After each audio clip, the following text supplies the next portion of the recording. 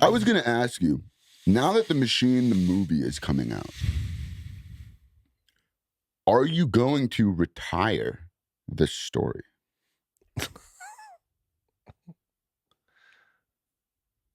I guess you'll have to come to the Top Soft Fall Tour to find out.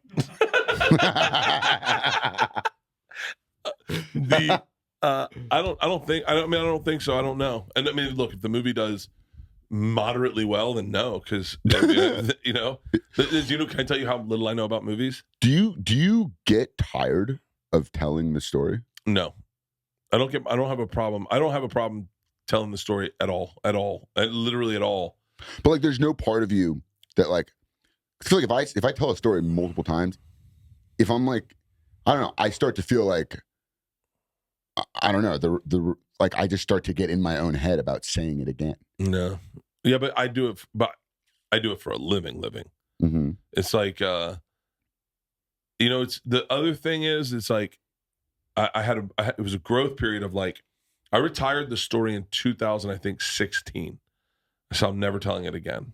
And then that January, that the Machine story went viral, and in 2017 I did my first show, and I was done telling it. I had retired it, mm-hmm.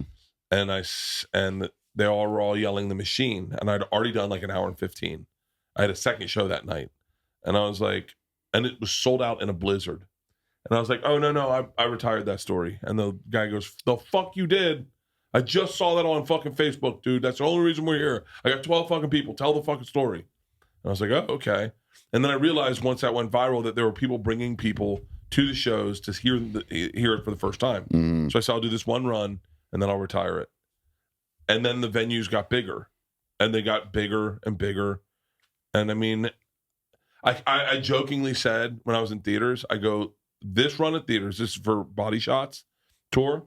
I said, this run at theaters, and I'm done. Because I was like, you can't add more. Like, I'm doing 2 shows a night, 4 shows in some venues.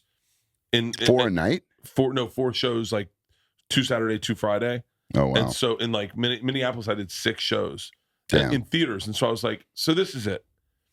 And then you go to bigger theaters. Now you're in theaters and you're moving more tickets. And right now I'm doing arenas. And so I'm like, and I'm doing arenas in countries that I've never like. So doing arenas in Australia, and I'm like, okay, that's new fans, that's new people that have never heard me tell the story live. Mm-hmm.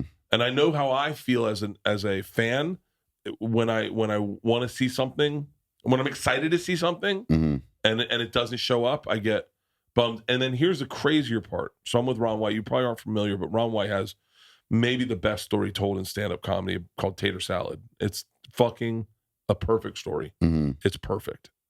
And so I was doing Joe's new club, Comedy Mothership, and I was on stage, and I was just doing new material. It's a club. I would never tell The Machine in a club. And they were losing their minds for The Machine. And I was like, guys, I'm definitely not telling that story. And they were like, come on, The Machine. And so I said, I'll tell you what, I'll tell The Machine if Ron White tells Tater Salad. And the place went fucking bananas. And they're like, wait, Ron White's in here? Because he's upstairs, he's hiding. They're like, Ron White's in here and he's about to tell Tater Salad. Ron White comes on stage, tells Tater Salad. The place goes fucking ape shit. And then I realized I can't follow that with The Machine. I ended to do 15 more minutes of new material and then slide in The Machine. But like it was, and so, and the other thing is, and I there's a lot of people would give you their opposing opinions, is when I say it's pretty cool when you say, when I was 22 years old, I got involved with the Russian Mafia, and you hear 19,000 people fucking explode. Yeah. It's a cool feeling. It's like, I was saying to someone the other day, I was listening to someone talk about when I take my shirt off. When I take my shirt off, that energy is so fucking, I would say palatable, but I don't know what that word means. Mm-hmm. But like so fucking visceral, so real. Mm-hmm. They're like, I'll never stop taking my fucking shirt off.